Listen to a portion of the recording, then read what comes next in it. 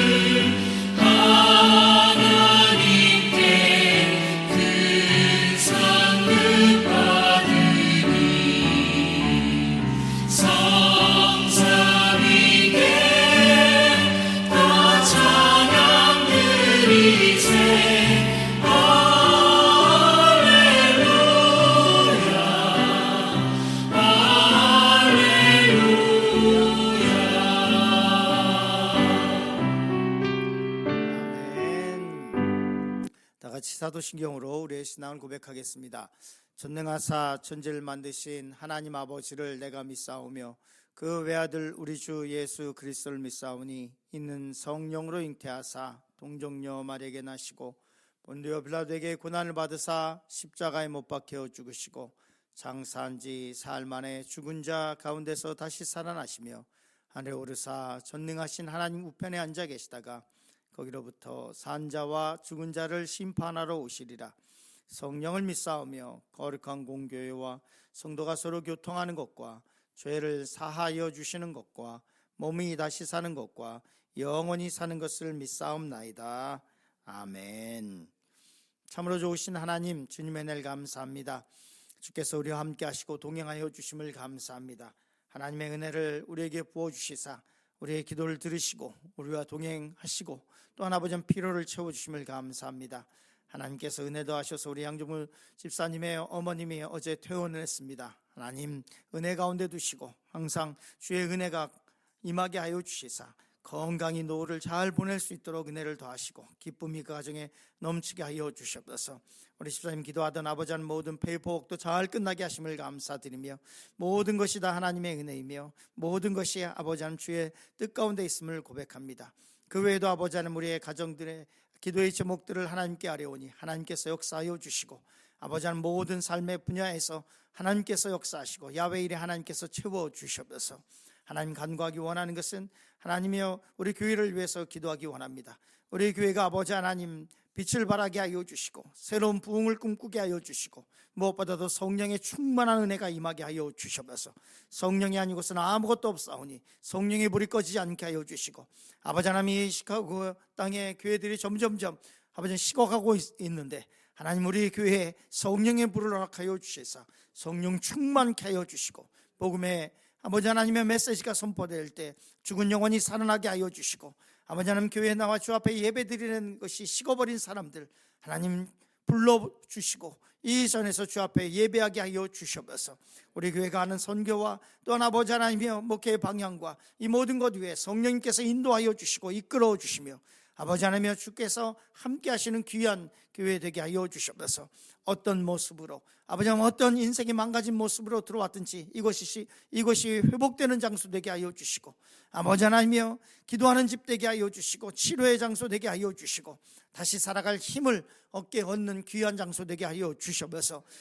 성령의 임재를 간구하오니 항상 아버지 하나님 이것에 주의 성령의 임재가 충만케 하여 주시고 주의 은혜와 능력이 가득하게 하여 주시옵소서. 주께서 함께 하심을 감사하며 예수님의 이름으로 기도합니다. 아멘. 오늘 하나님의 말씀은 출애굽기 1장 21절 말씀 보겠습니다. 출애굽기 1장 21절의 말씀을 다 같이 봉독하겠습니다. 산파는 하나님을 경외하였으므로 하나님이 그들의 집을 왕성케 하신지라. 아멘.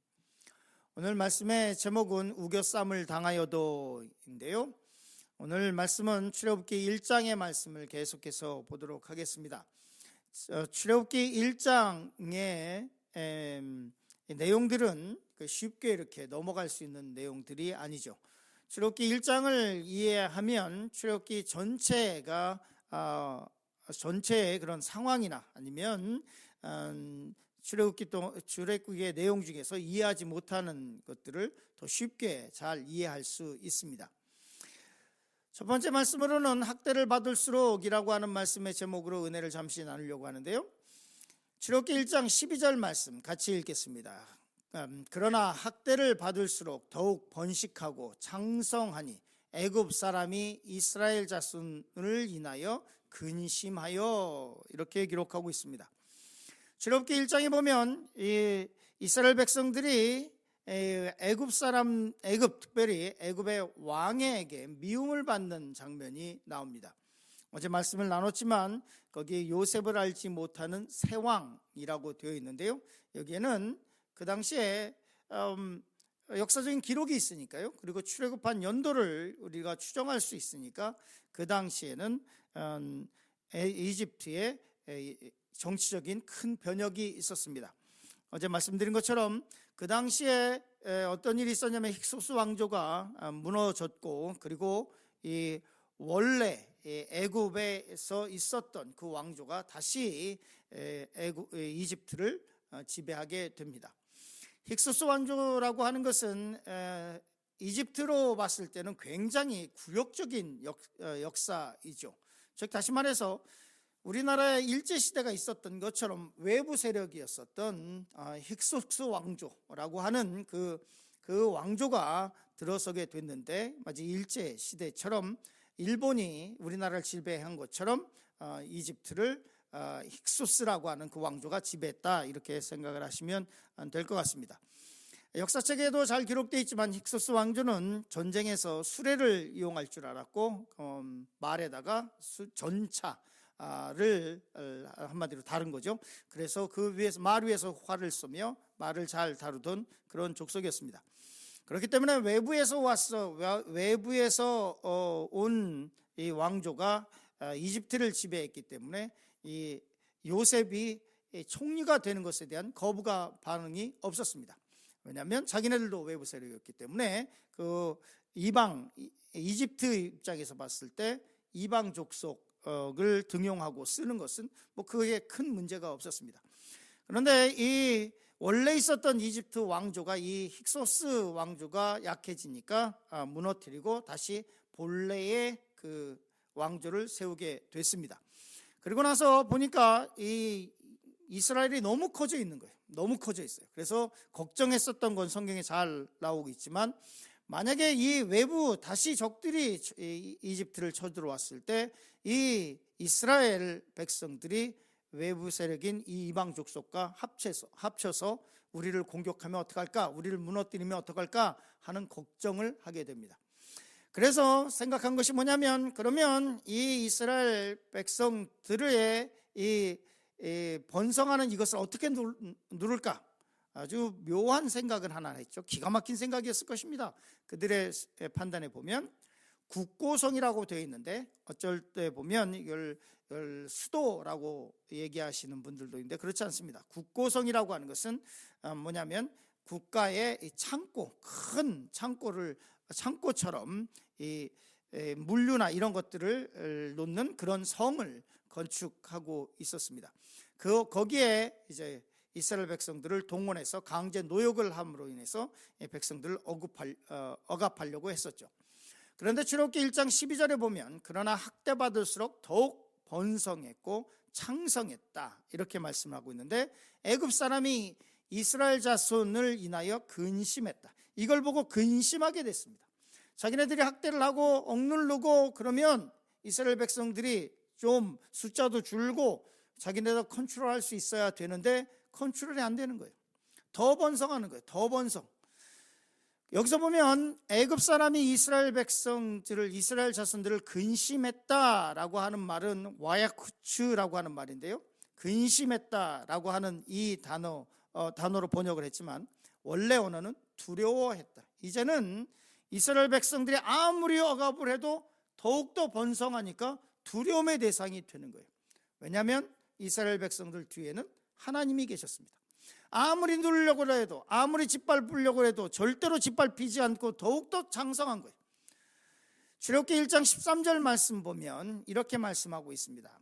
우리 같이 읽었으면 좋겠습니다. 이스라엘 자손의 역사를 엄하게 하여, 그래서 계속해서 더 엄하게, 더 힘들게, 더 세게 그렇게 다루려고 했습니다. 여기서 엄하게라고 하는 단어는 페파레크라고 하는 단어인데요, 가루로 만들다. 그러니까 이 이스라엘 백성들을 아예 가루로 빻아버리려고 했었다라고 하는 것을 볼 수 있습니다. 그래서 얼마나 심하게 했었는지를 충분히 알 수 있고, 그리고 뒤에도 계속해서 나오겠지만 이것으로 해서 이스라엘 백성이 하나님께 간구합니다. 이 노역에서, 이 억압에서 벗어나게 해달라고 하나님께 간구합니다. 내일이나 다음 주쯤에 이제 말씀을 나누게 되겠지만, 그런데 하나님께서는 하나님의 때에 하나님의 방법으로 일하십니다. 이스라엘 백성들이 죽겠다고 막 그러고 있는데, 눈물을 흘리고 이런 애굽 사람들이 이스라엘 백성들을 가루로 만들려고 하고 있을 때 하나님께서는 어떻게 하시냐면 한 남자를, 한 레위 사람을 한 여자에게 장가 보내는 일부터 시작합니다. 모세의 아버지. 지금 죽겠다 그러는데 하나님은 하나님의 때에 맞춰서, 그때에 맞춰서 한 남자를 한 여자에게 장가 보내는 것, 그래서 모세가 태어나게 합니다. 우리 입장에서 보면 하나님 너무 느리죠.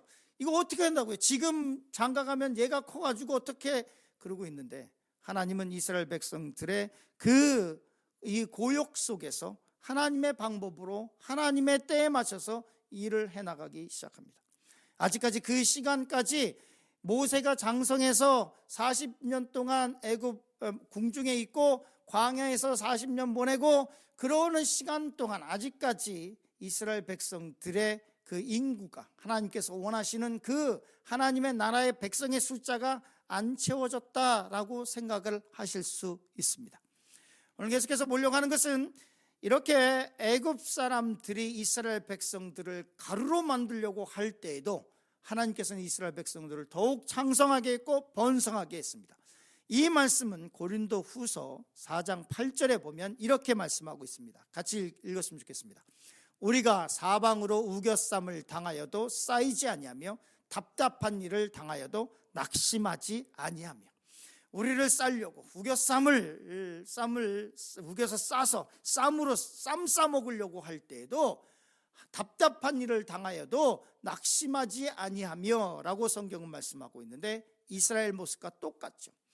만약에 하나님께서 우리와 함께 하시고 있다면 그 수많은 적들이 우리에게 와도 우리를 어쩔 수 없는 거예요. 이것에 대해서 신명기는 이렇게 말씀하고 있습니다. 우리 같이 읽었으면 좋겠습니다. 그들이 한 길로 너를 치러 들어왔으나 내 앞에서 7길로 도망하리라. 지금은 우리의 적들이 지금은 힘을 얻고 득세하는 것처럼 보이죠. 그러나 결국에서는 7길로 도망할 것이다.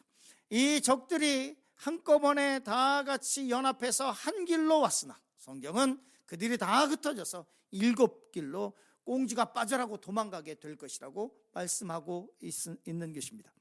두 번째 말씀을 보려고 하는 것은 하나님을 두려워하면에 대해서 말씀을 나누려고 합니다. 이 말씀을 좀 주의 깊게 봤으면 좋겠습니다. 출애굽기 1장 15절 말씀 보면 이렇게 기록하고 있습니다. 우리 같이 읽었으면 좋겠습니다. 애굽 왕이 히브리 산파 십부라라 하는 자와 부하라 하는 자에게 일러, 이렇게 말씀하고 있습니다. 애굽 왕이 이스라엘 백성들에게 억압하고 그리고 힘들게 하고 노역을 심하게 해도 이스라엘 백성들의 수가 점점 늘어나는 거예요. 애굽 왕이 방법을 바꿉니다. 그건 뭐냐면 히브리 산파 십부라와 부하라고 하는 사람들을 부릅니다. 이 사람을 불러서 우리 출애굽기 1장 16절 말씀 같이 읽겠습니다.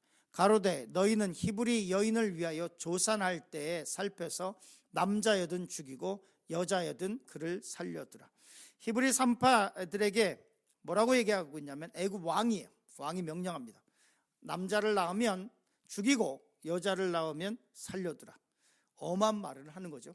아주 엄한 명령입니다. 다른 것도 아니고 애굽 왕이 직접 명령을 한 거예요. 여기 이 말을 듣고 이 여인들이, 이 히브리 여인, 특별히 이 산파들이 어떻게 하냐면 같이 읽겠습니다. 우리 출애굽기 1장 19절 말씀 같이 있습니다.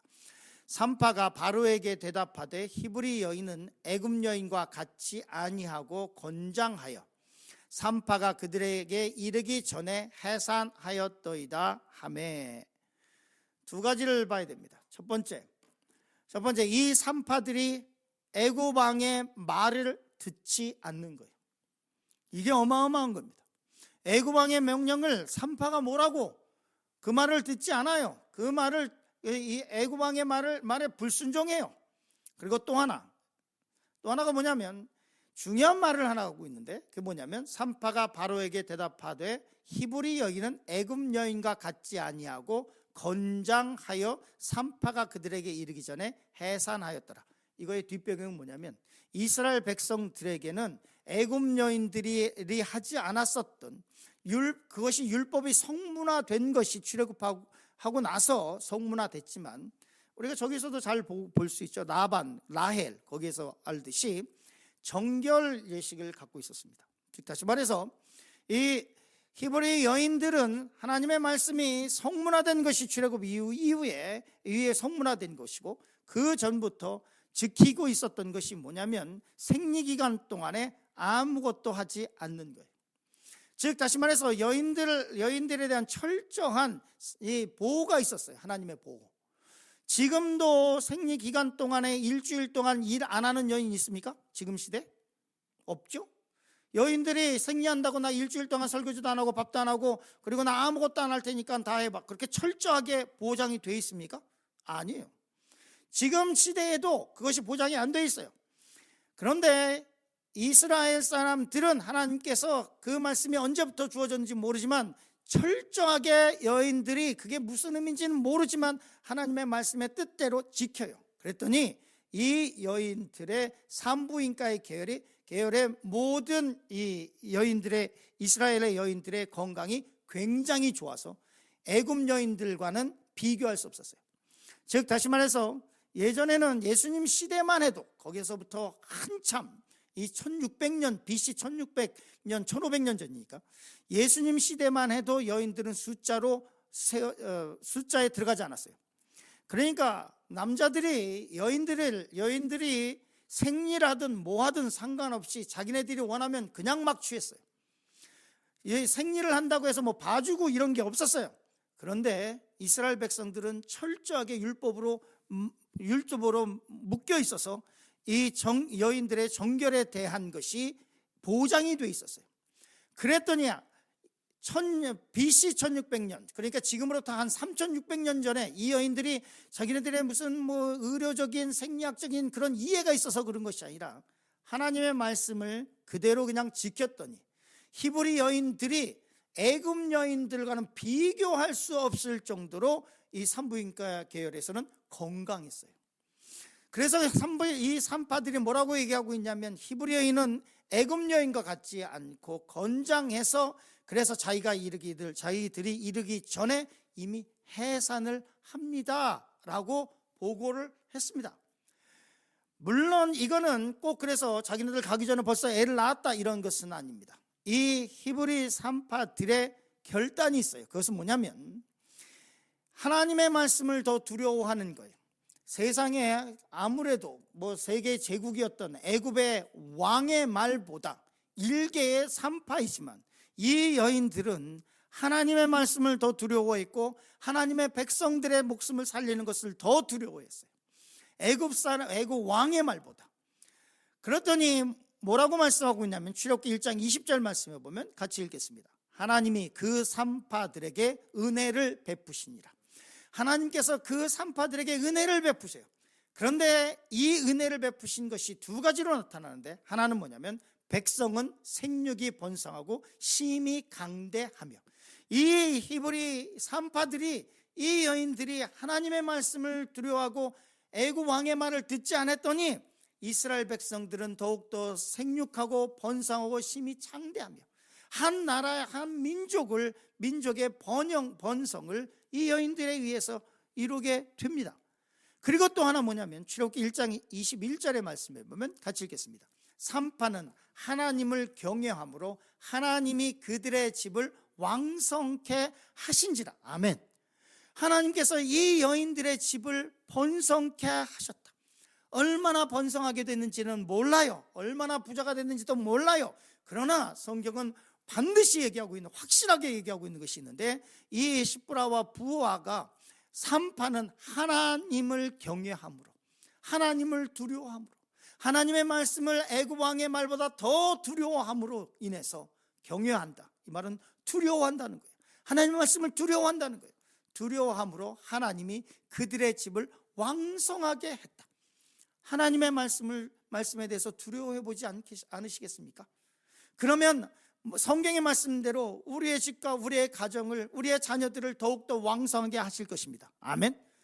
요즘 그리스도인들은 하나님을 두려워하지 않아요. 저 경외라고 하는 것은 워십한다, 이게 아니에요.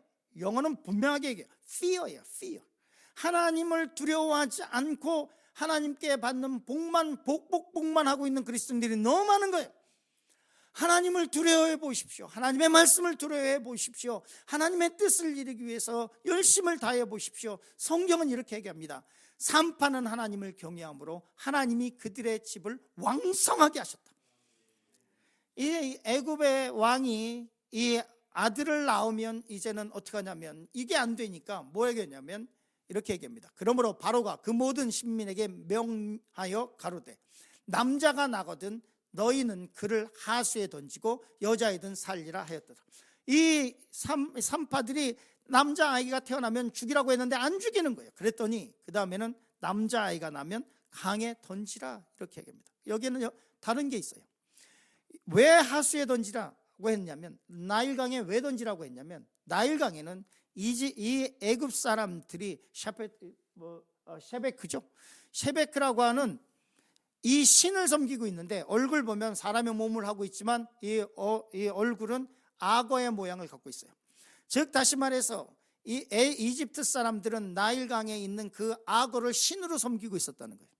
그러면 무슨 말이냐면, 히브리의 아이가, 남자아이가 태어나면 이 자기네들의 신이었던 이 악어에게 던져서 제사를 드리라는 거예요. 한마디로 이걸 하라고 했었던 계획을 갖고 있어요. 여기서 사진을 보면, 여기에 새벽에 보면 손 안에 하나 지팡이 같은 것이 있고, 하나는 십자가 같은 걸 하나 들고 있죠. 이게 적그리스도의 십자가로 사용되는 것입니다. 십자가 왜 동그랗죠? 이게 뭐냐면 사후 세계를 여는 열쇠라고 하는 거예요. 이집트 얘네들 종교에. 그렇기 때문에 그리스도인들이 뭘 쓰냐면 예수님의 십자가 말고 저 십자가를 표식으로 달고 있는 사람들이 있어요. 이 출애굽기 1장에 보면 이런 수많은 역사적인 배경을 갖고 있고, 이 배경 가운데서 하나님의 계획은 이루어져 가고 있습니다.